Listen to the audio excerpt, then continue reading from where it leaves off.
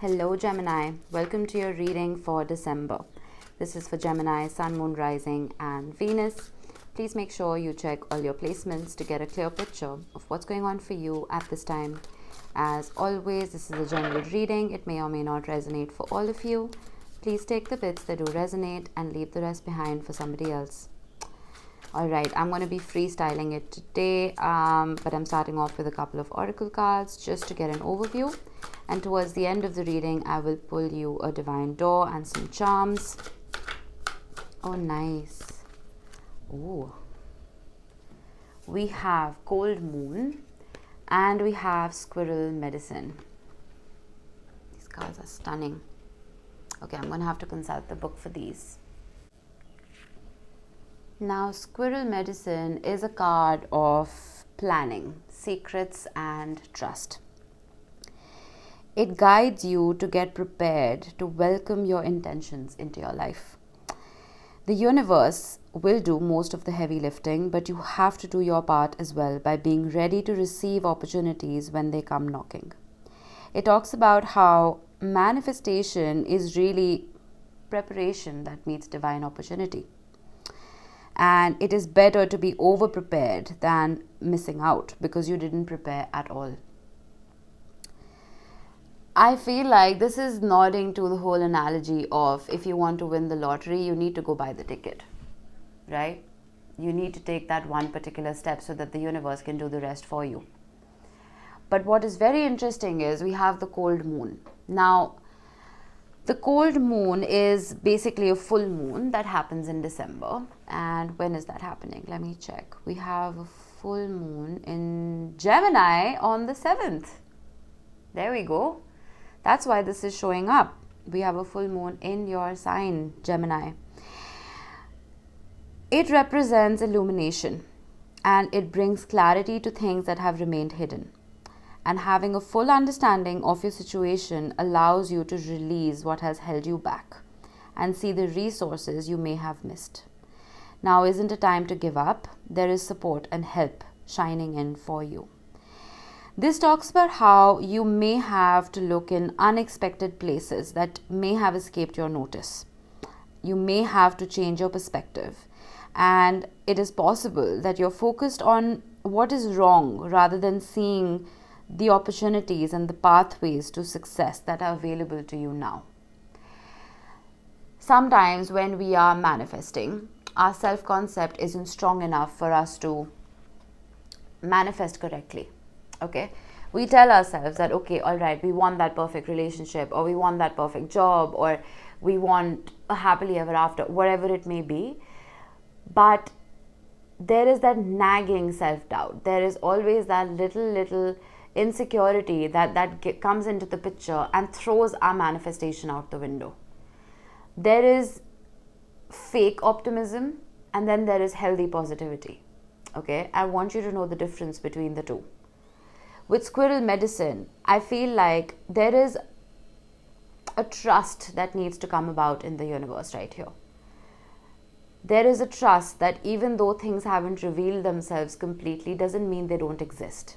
Okay, you can hear the drill in the background. I'm sorry about that. The house next door is under construction. Anyway, in order to fully receive these blessings, in order to fully receive your manifestations, there are a lot of things, people, situations and energies that you may have to release in the process. Energy can never be destroyed. It is always transmuted, right? So you need to be able to release expectations so that you allow that transformation to happen. Let's say you are in a particular job, all right? You are a trainee. You love being a trainee. It's comfortable for you. A promotion would be great, but you're afraid. You're afraid about what that will entail, how your job description will change, how your responsibilities will increase. But till you allow yourself that leap, you will never be able to experience that big happy package, right? Same goes in a relationship. Let's say you are, dating casually and you're having fun, right? How long do you want to do that for? Wouldn't it be nice to settle down? This is good. This narrative is going to change for everybody. It's not going to resonate for everyone. Put this in your situation however you will. There is a transformation and transmutation that wants to happen only if you allow it. It's a happy change. I promise you that. It may not seem like it right now. It may seem like, oh my God, this is an upheaval. I can't deal. Let it. Let it transmute. I feel like very happy surprises will come in for you once you do. All right. Let's see what your tarot says. This card has been showing up a lot. Oh, beautiful. We have the King and the Queen of Wands together. That doesn't happen very often. And we have the Six of Swords.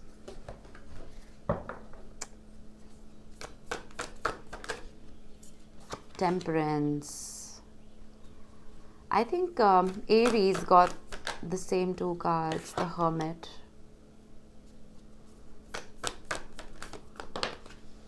The Fool has also been showing up a lot. I mean, that doesn't surprise me. We're beginning a brand new year. Stunning energy. Let's see what is bookending your reading, your supportive energies. Nice. The Hanged Man and the Six of Wands. Bottom of the deck, the Emperor, the Tower. What did I say? That upheaval. Let it happen. The Magician, the Eight of Wands, the Ten of Pentacles, the Knight of Cups. Oh, I love it. Okay, listen. With the Six of Swords and Temperance, this is the energy of going with the flow. It is the energy of que sera, of realizing that you may have been through very turbulent times, because the Six of Swords, well, the Five of Swords precedes the Six of Swords, which is the energy of having to win at all costs and constantly being on your toes and walking on eggshells. The Six of Swords is realizing that you don't need that crap in your life. You just want peace. Okay? And Temperance is the energy, very similar to the Hanged Man, of taking a cup of negativity and a cup of positivity and mingling the two, mixing the two to reach a state of equilibrium, to reach a state of balance. All right? I'm going to get a bridging card right here. We have the Three of Wands. Yeah, that is the card of manifestation. And I feel like you're coming from a really, really mature and stable place right now, Gemini. Your emotional quotient is very high. I feel like me telling you to let the tower fall, you're not even flinching at it. You're like, well, let it. Uranus has been retrograding in Taurus.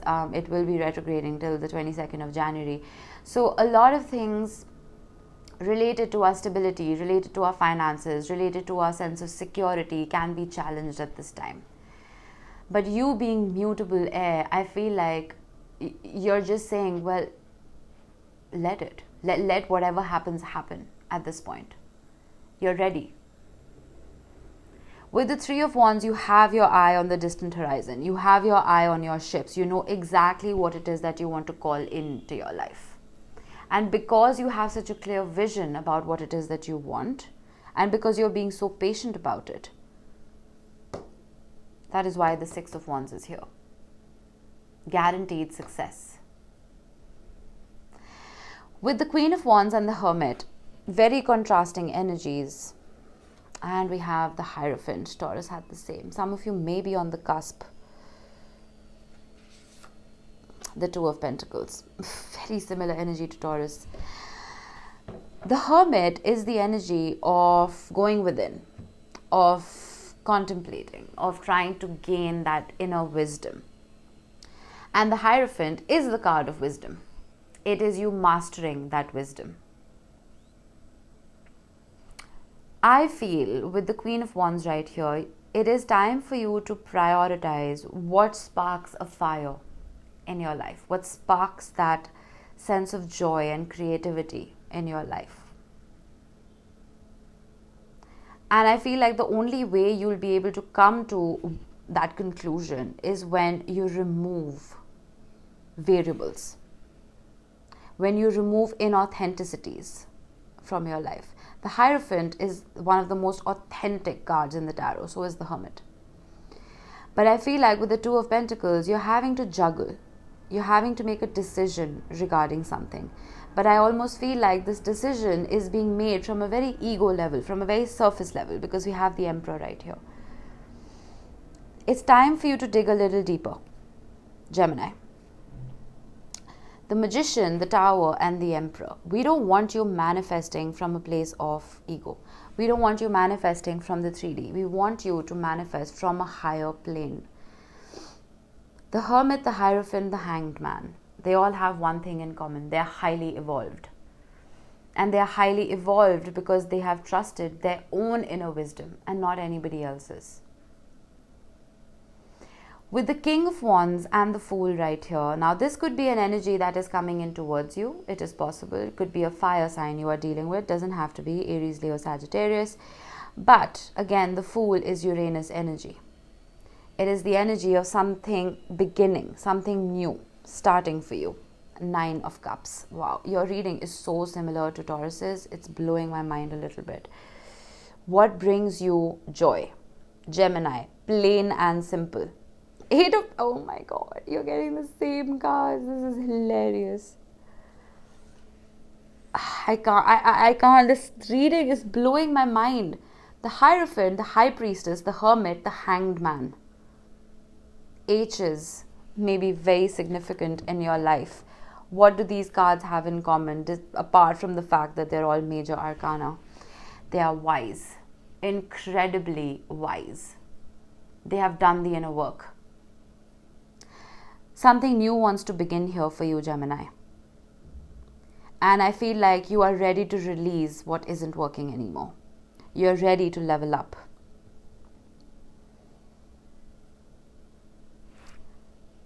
There's something about how this has 7 of Pentacles. Yeah, that's what I was just going to say. This has been a long time coming. I feel like you've been investing a whole lot of time in yourself, a whole lot of energy. You've been teaching yourself things. And if you haven't, I feel like this is the perfect month for you to do so, to invest in self.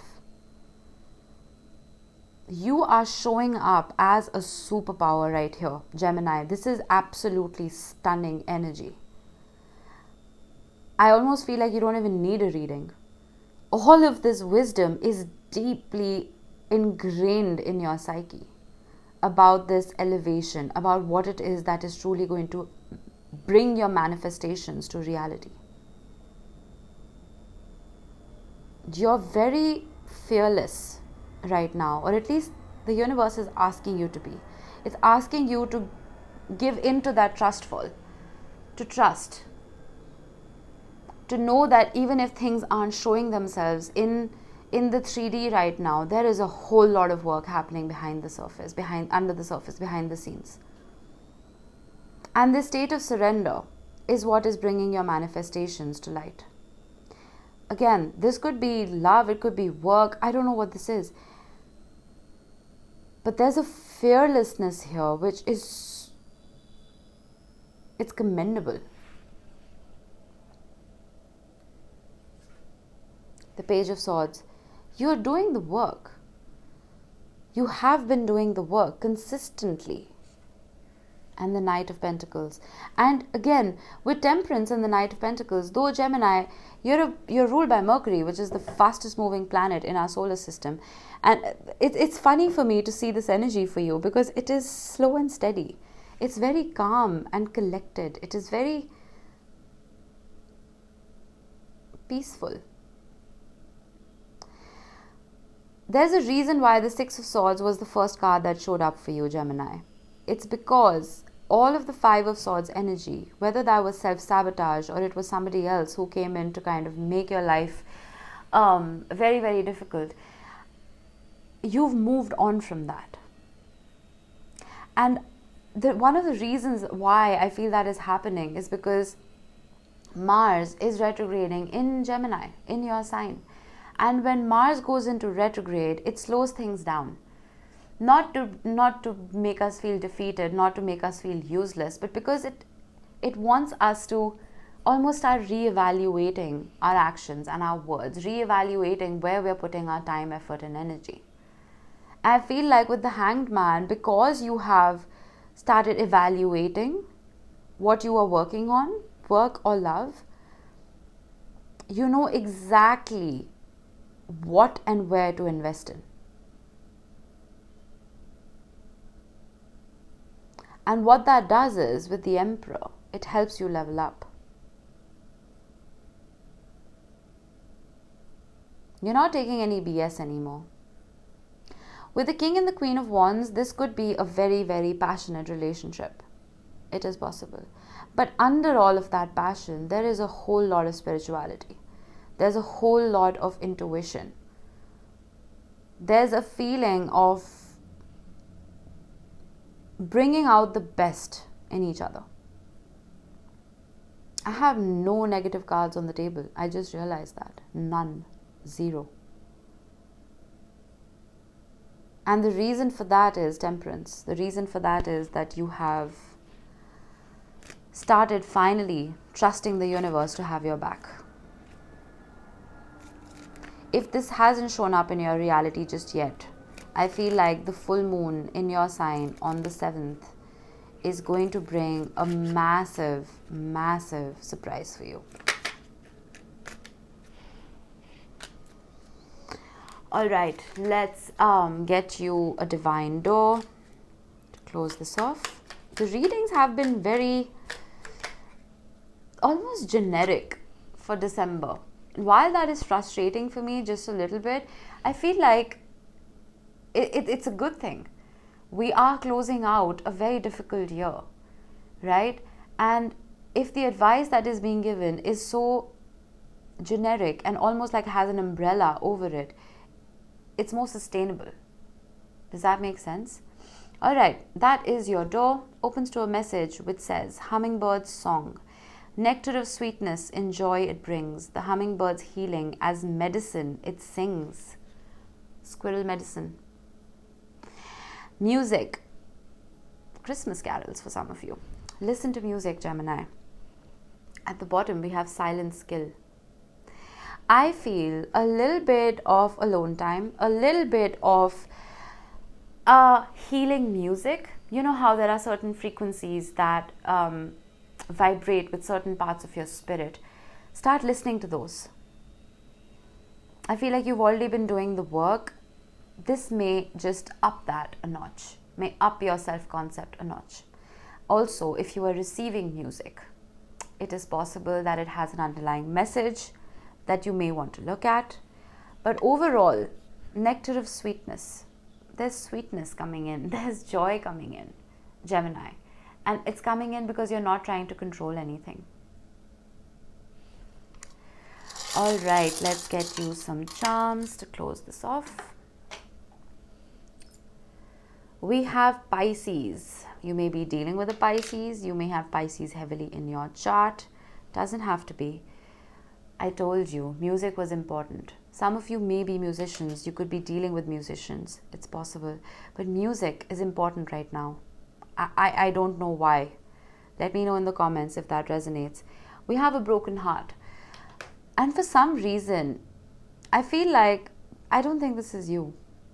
This may have been you in the past. This may be someone you're dealing with. I just see you highly self-evolved. I see you magnetic because you've done so much work on yourself. And I'm almost feeling for some of you, you may be out of someone's league now, which is leading to this heartbreak. We have a seahorse. Seahorse is made for life. It is a symbol of a soulmate coming in. So if this is love for you, if that is why you're here with the King and the Queen of Wands, I would expect this to come about for you very, very quickly. Why? You've done the work. And we have the letter R. This could be your initial, could be the initial of someone you're dealing with, doesn't have to be. Could even be the first letter of a company or a street or a country. But take it how it resonates. That was it for you, Gemini. I hope this helped. I will see you in the next one. Bye-bye.